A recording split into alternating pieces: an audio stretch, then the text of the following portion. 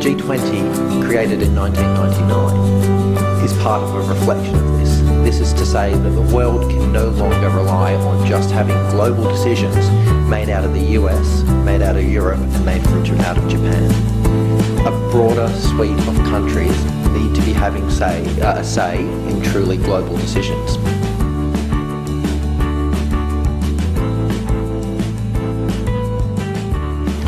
So there is clearly a need for developing emerging markets, developing countries' voice to be strengthened. We originally had the G7 process, which was ignored much of that.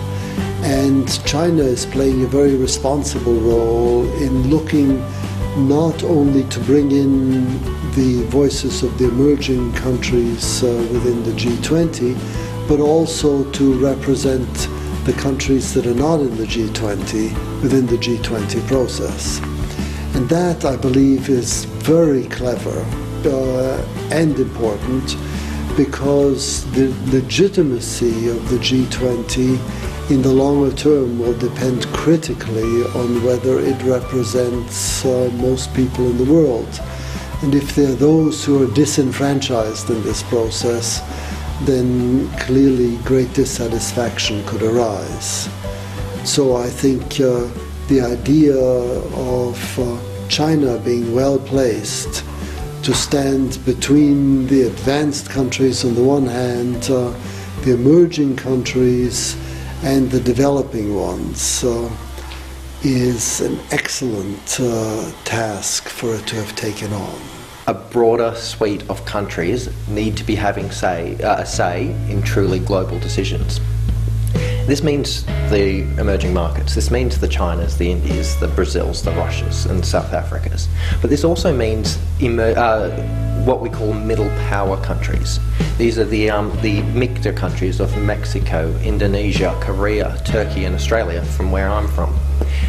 All these countries, these MICTA countries are all regionally significant players. They all play a very important role in the regions that they're based in. And this is why the G20 plays a very important role in the world. It comprises 85% of the world's economy. It takes up 80% of world trade, and it's about 2/3 of the global population. This is a significant share of many big, important economic variables.